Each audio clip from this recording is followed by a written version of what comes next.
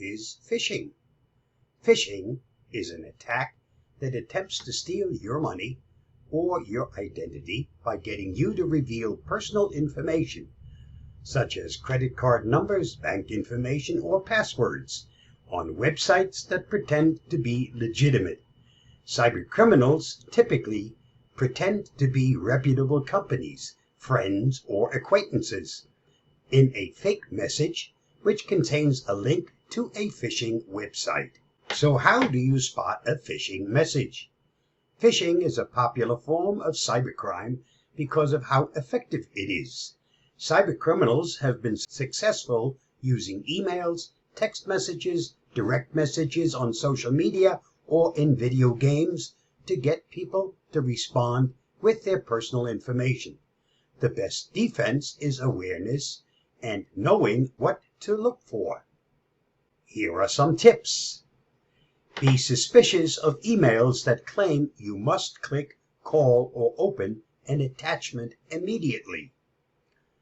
While it's not unusual to receive an email from someone for the first time, especially if they are outside your organization, this can be a sign of phishing. If an email message has obvious spelling or grammatical errors, it might be a scam. If the email starts with a generic "Dear Sir" or "Madam," that's a warning sign that it might not really be your bank or shopping site. If you suspect that an email message is a scam, don't open any links or attachments that you see. Instead, hover your mouse over, but don't click, the link to see if the address matches the link that was typed in the message.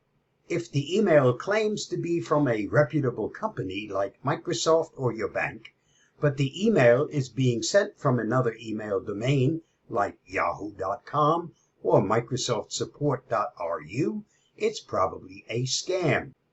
Cybercriminals can also tempt you to visit fake websites with other methods such as text messages or phone calls. Sophisticated cybercriminals set up call centers to automatically dial or text numbers for potential targets. These messages will often include prompts to get you to enter a PIN number or some other type of personal information. So what should you do if you receive a phishing email? Never click any links or attachments in suspicious emails. If you receive a suspicious message from an organization and worry the message could be legitimate, go to your web browser and open a new tab. Then go to the organization's website from your own saved favorite or via a web search, or call the organization using a phone number listed on the back of a membership card, printed on a bill or a statement, or that you find on the organization's official website. If the suspicious message appears to come from a person you know, contact the person via some other means, such as a text message or phone call to confirm it. Report the message and then delete it.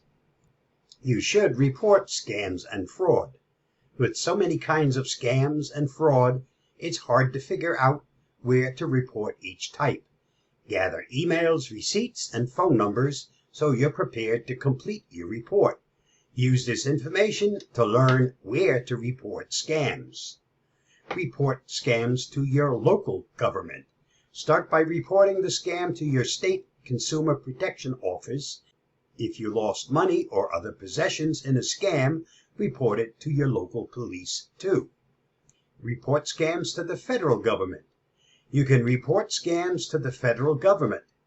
Your report may keep others from experiencing a scam. Government agencies use reports of scams to track scam patterns.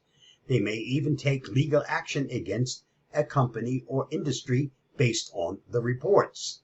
However, agencies usually don't follow up after you report and can't recover lost money. Protection always starts with education and awareness. The more you know, the better prepared you are to spot a phishing attempt. Here's another golden rule. When someone wants to give you something for nothing, you usually wind up with nothing. If you're on guard and your eyes are open, the phisher doesn't stand a chance. Stay safe, stay secure.